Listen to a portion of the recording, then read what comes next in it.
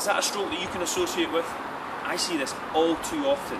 And what I see from strokes like that is people who really struggle with judging speed and distance, especially when they get further and further away from the hole.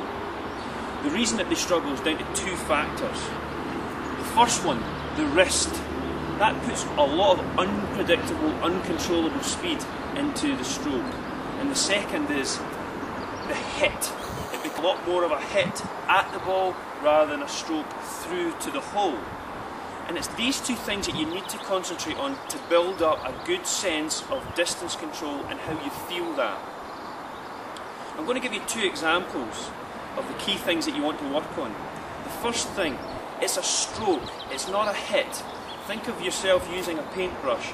You would keep the bristles nice and relaxed and brush all the way through to the finish. If there's any wrist angle at the start, you hold it all the way through to the release at the end. You don't dab it into the middle. And the second concept is that of a carpet bowler. These are great examples of how you feel distance. But if you think again about their action, two things happen. One, they focus on the shot a lot more, so their eyes are always up when they're trying to feel the distance. That's something that we talked about in chipping to get that sense of feel for how hard you need to hit the ball. The second, probably most important thing though, they don't concentrate too much on their mechanics, but they feel the stroke back again with a little bit of wrist angle. They hold the wrist angle through the base of the stroke and then they release the ball on the follow through. Again, it's a shoulder and arm movement with the release at the end. Think about that in your putting now. Think about the rhythm of a painting stroke and think about the release and movement of a bowler. So when you get over the putt, try and get your body to move and not the club. Use the shoulders to move the arms will then anchor and control the club. Back with the shoulders and most importantly through with the shoulders, and you're trying to retain that relationship between the shoulders, the arms, the wrists, hands and the club. Back and through, not just a back with the club head and hit, back with the club head and hit.